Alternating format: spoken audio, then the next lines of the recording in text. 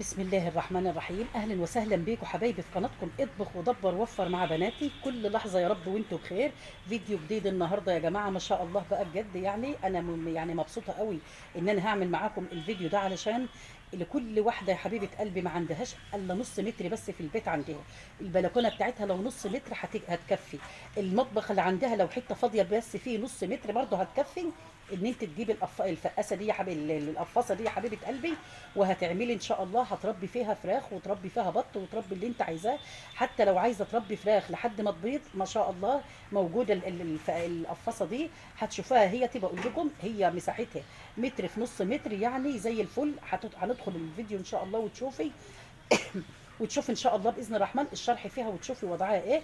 بس بقول لكم هتحاربي الغلاء يا حبيبتي، هتربي في بيتك زي ما انت عايزه وماهيش ونظافه فوق الخيال. ادخلي وشوفي باذن الرحمن. ما يشيلش هم ويعرف ان الحمد لله رب العالمين جت حاجه زي الفل هي يا جماعه. بسم الله ما شاء الله. زي ما بقول لكم دورينا هيتي نظيفه قوي، ما بتعملش ما تبهدلش البيت خالص. بقول لكم لو هتربوا في البلكونه في المطبخ نفسه برضو هتبقى تمام. على فكره هي خلي بالكم هي اهي ما اعرفش طبعا البلاستيك بتاعها ايه، بس متين قوي قوي قوي اهو. انا عارفه ان انا بس لان مطلعاها في الشمس ف فعامله في الشمس الوقت، فالشمس بتلمع فيها. بس بقول لكم جامده جامده حديد والله اهي ما شاء الله. هي دورين اهي. الدور الاول اهو بتتقفل كده زي ما انتم شايفين اهو، لها بابين بتتقفل. وطبعا بحط الطيور هنا يا جماعه اهي. في بقى لما يكونوا لسه يعني حضانه صغيره خالص لسه بحط هنا هو اي حاجه خالص. حاجه كده هوريها لكم. عندي الشبكه دي ناعمه شويه، بحطها كده علشان خاطر لما يكون لسه الطيور فراخ او بط لسه رجلهم ناعم صغيره عشان ما تغرس هنا فيهم. ما فيش مشكله.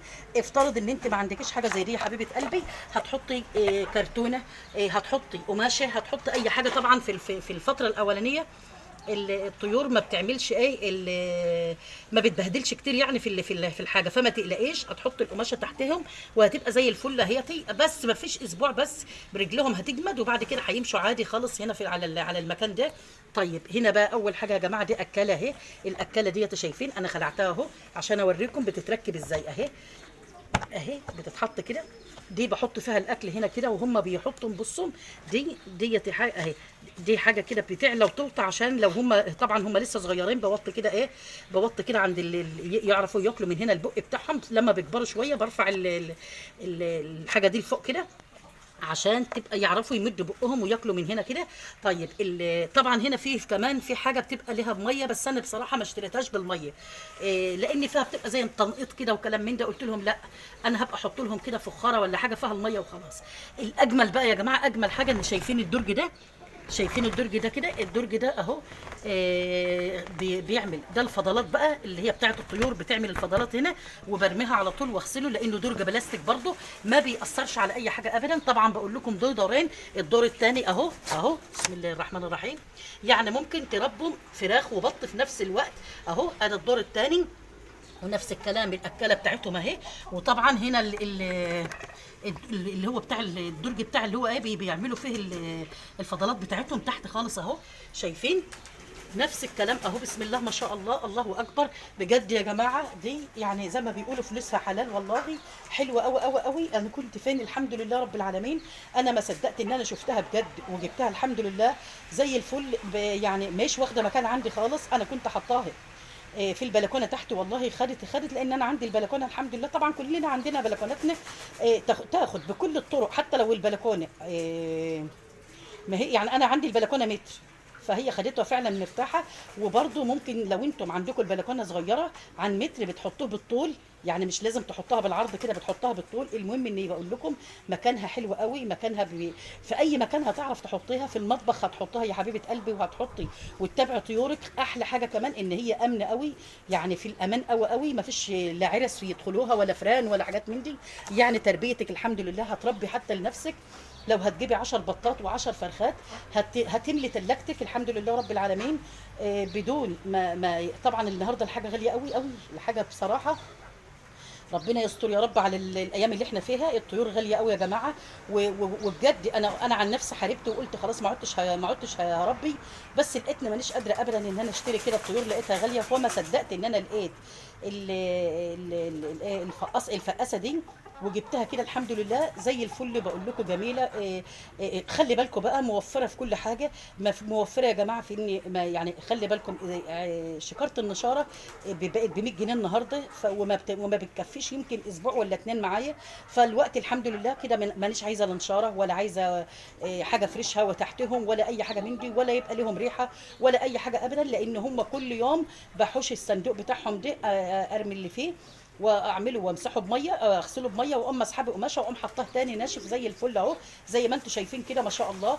وبقول لكم الدورين عندك فراخ يا حبيبه قلبي، يا طبعا تاخد لو انت بتربي 20 فرخ 30 فرخ تاخدهم وهم صغيرين، بعد كده الحجم بتاعهم هم كبار لحد الذبيح بتاخد في كل دور 10 فرخات لحد ما يندبحهم، يعني لغايه ما شاء الله ما بيبقى حجمهم 2 كيلو ونص و3 كيلو، بتاخد فعلا لغايه 10 فرخات زي الفل كده ما شاء الله.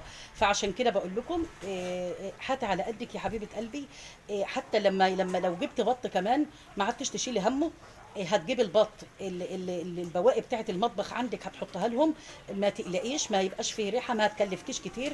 يعني لو الفراخ البيضه طبعا بتجيب لها العليقه بتاعتها وكلام من ده، اما البط بيبقى يعني بياكل شويه من البواقي البيت.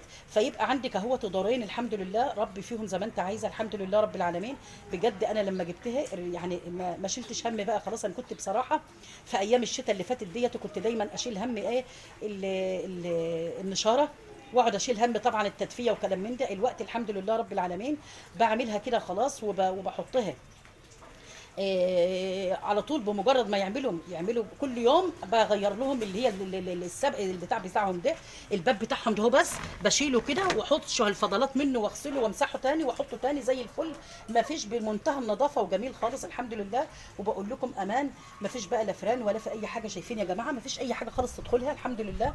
بغطي عليها طبعا بقى. انا بحط بقى هنا اهو بحط كده لمبه يا جماعه، لان بقول لكم بحضن هنا، بحط لمبه هنا بفيشه كده بتبقى نازله لهم تحت زي الفل. بس طبعا انا بوريكم بس لان اهي بحط من هنا اهو كده اهو، من السقفيه دي، بحط من السقفيه دي بتبقى لمبه نازله كده عليهم بتدفيهم الفتره اللي هي بتاعه التحضير. تمام. ادي بقول لكم طبعا انا جايباها من الراجل اللي انا جايبه منه، الله يبارك له يا رب ويكرمه بحق جاي النبي، ربنا يبارك له ويخلف عليه يا رب. اهو انا جايباها منه، كان جايبها لي معموله حاجات سايبه كده، يعني مش متركبه كده طبعا. فالمهم انا بقى عشان عايزه اعملها قوي، انا اللي عملتها والله، يعني ما بصيتش حتى ولا اي حاجه. سبحان الله هي سهله قوي، سهله قوي تركيبها، لان هي معروفه ان هي الطول متر في العرض 50، فبتتعمل بسهوله. فبقول لكم اشتريت، شايفين دي يا جماعه اهو. مش عارفه طبعا الشمس، انا عارفه ان الشمس هنا جامده فمش عارفه هتبقوا شايفين ولا لا. ده اسمه قفيز كده، انا جبته من الراجل اللي هو بيبيع بتاع الحاجه بتاعت البوهيات والحاجه دي. المهم رحت اجيب، قال لي ما اعرفش باين الواحد بجنيه او حاجه فالمهم قلت له طيب برضو مش عايزه مثلا احط 10 ولا 20 كده وخلاص، لا عايزه ابقى مامنه قوي. فقلت طب اعمل ايه؟ قلت له طب الكيس بكام؟ المهم قال لي الكيس ب 50 جنيه. جبت الكيس على بعضه لقيت فيه ما شاء الله يعني بالضعف بالظبط، لقيت فيه 100 واحده. عملته كتير كتير كتير خلاص، عملت كل كده اهو. شايفين اهو اهو اهو 4 حاجات كده او 5، يعني امنتها قوي، بقت عامله زي الحديده خالص ما شاء الله. جمدتها قوي قوي. جمدتها ليه كمان؟ عشان عامله حساب يا جماعه ان الطيور فيها هتفضل لحد ما تكبر وتتقل، فانا عايزاها تبقى متينه، لان مش على قد مثلا ان انا احط فيها كده للتحضير بس مثلا عمر اسبوع ولا 2 ولا شهر حتى، لا انا لغايه ما اذبح الطيور بحطها فيها، فانا عايزاها تبقى متينه.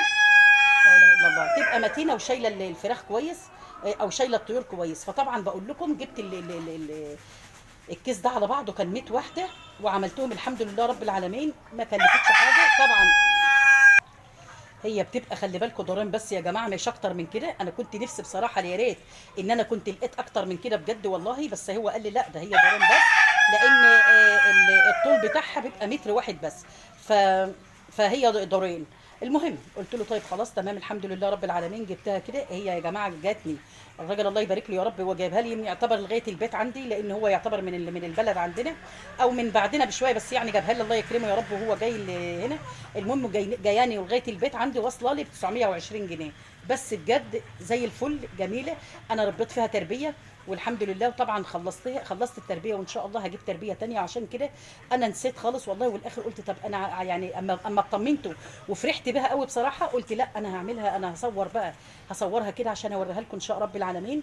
وطلعتها فوق كده علشان يبقى المكان اوسع كمان، وتشوفوها براحتكم باذن الرحمن يا رب، وتشوفوا شكلها ونظافتها وجمالها بجد يعني.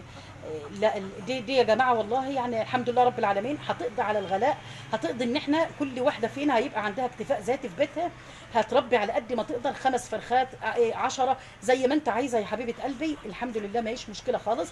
وبقول لكم اجمل حاجه ان هي دورين اهي، يعني لو عايزه تربي فراخ بيض بلدي وتبيض كمان عندك، علشان البيض انت عارفه الوقت البيض غالي قوي، هتحطي برضو الفراخ في قلب المكان هنا، هتاخد 10 فرخات يا جماعه هنا هم، هتاخد هنا 10 فرخات يبيضوا كمان، يعني يبقوا بيبيضوا كمان عندك. الحمد لله رب العالمين كده، اللهم لك الحمد والشكر يا رب. انا فرحانه بها قوي بجد يعني. انا اولادي كانوا مستغلين ثمنها، وقالوا لي لا يا ماما ده غاليه ب 920، بس والله ابدا انا قلت لهم لا، التوفير والراحه اللي جاتني من وراها ان انا الحمد لله ما عدتش بشيل هم نشاره، ما عدتش بشيل هم النظافه، ما عدتش بشيل هم ان كل شويه بقى الساعه اللي هم بيبقوا فيها ولا كلام من ده خالص. فدي كله الحمد لله يعني ما يتقلش بمال زي ما بيقولوا.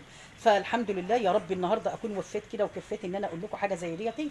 بس بقول لكم يا حبيبه قلبي اللي جاي يعني دي بالذات لاي حد ما عندوش مكان، اللهم لك الحمد والشكر، هاتوها وانتم مطمنين، وهتربوا في فراخ وتربوا بط وتربوا طيور كل اللي انتم عايزينها وانتم مطمنين خالص. يا رب ان شاء الله الفيديو بتاعنا النهارده يعجبكم كده، وربنا يكرمنا باذن الرحمن. هجيب الطيور وهربيها فيها وانتم هتشوفوا ان شاء الله فيها باذن الرحمن يا رب على طول ان شاء الله. يا رب بقى نتقابل على خير. والنهارده باذن الرحمن اللي يعجبه يا جماعه الفيديو ده يحط لي لايك بالله كتير، علشان خاطر اعمل بقى واصور معاكم فيديوهاتنا لكل اللي طلب مني تربيه الطيور من جديد بقى، ويقولوا لي ينزل لنا وكلام من ده، هعمل معاكم وهعمل حاجات كتير خالص ان شاء الله في القفصه دي. ان شاء الله نتقابل على خير في يوم جديد باذن الرحمن على خير يا رب. سلام عليكم.